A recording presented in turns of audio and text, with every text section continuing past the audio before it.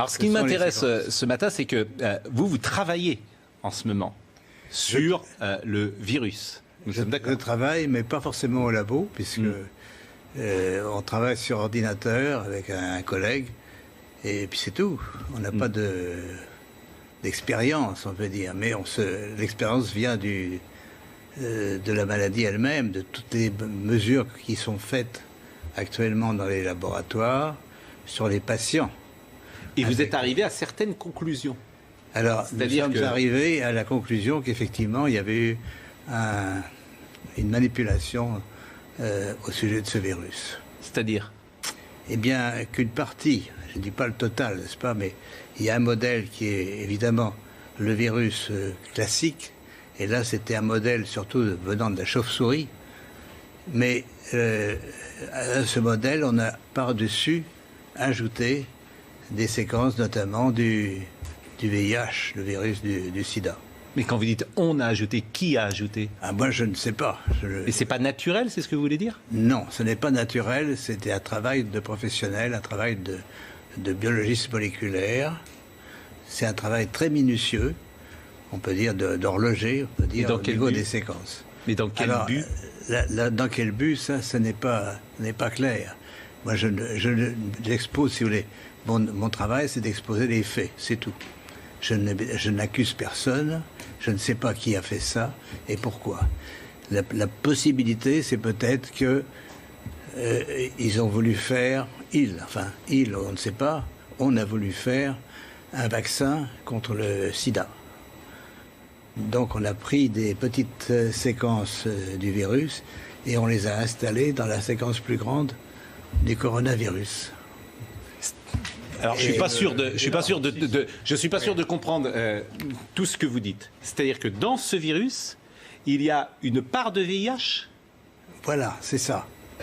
Le matériel génétique du virus est un long ruban d'ARN, n'est-ce pas? Comme de l'ADN, mais c'est de l'ARN. Et dans ce long ruban, à une certaine place, on a fixé des séquences petites de VIH. Mais ces séquences petites ne sont pas petites pour ne rien vouloir dire.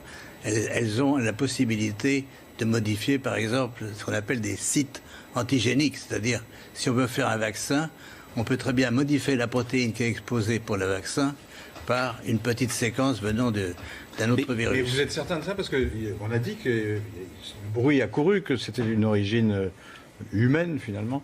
Et ça a été ensuite réfuté par la plupart des autorités scientifiques, quand même. Il y a quand même une volonté d'étouffement, si vous voulez. Les travaux, nous ne sommes pas les premiers. Un groupe de chercheurs indiens, très, très renommés, avait publié la même chose. On les a forcés à rétracter. Et on les a forcés comment? C'est-à-dire, c'est annulé. Il y a, si vous regardez leur publication, vous avez une grande bande annulée parce que... Mais ce que vous dites là, la plupart des scientifiques disent le contraire, quand même. De moins en moins. De moins en moins. Si vous voulez, ceci est arrivé au début de cette année et on voit de plus en plus de travaux qui suggèrent, mais moi je suis, on peut dire, hors d'âge. Je suis prix Nobel et je peux travailler librement. J'ai donc aucune pression sur moi qui peut agir. Alors, je vais vous poser une question. D'abord, pardonnez-moi de vous poser des questions parfois qui peuvent être jugées un peu brutales, bien évidemment. Mais vous savez, tout ça, on s'était posé aussi d'abord. Bon, et il y a aussi une part de question de béotien, mais quand vous dites qu'il y a une sorte d'omerta, est-ce que l'omerta des pays, finalement, c'est parce que tout le monde fait la même chose? C'est-à-dire que tout le monde ferait dans son coin, parfois, sans le dire, des fabrications de vaccins de cette manière-là, où on prendrait un virus et puis on injecterait une autre séquence de virus et que finalement, tous les laboratoires du monde font la même chose et c'est pour ça que les gens ne disent rien aujourd'hui. Est-ce que c'est possible, ça? Je ne sais pas si tous les laboratoires font ça, mais enfin, tout est possible. En biologie moléculaire, actuellement, on peut faire toute construction nouvelle de virus que l'on veut. Non, mais a priori, ce genre de pratique est parfaitement interdite. On peut pas. Alors, les À l'Institut Pasteur, par exemple, on peut pas faire ce qu'on veut. Absolument, absolument. Il y a des règles très précises. Mais est-ce que tout le monde suit ces règles dans le monde entier? C'est peu probable, n'est-ce pas? Le complotisme existe. On le voit bien.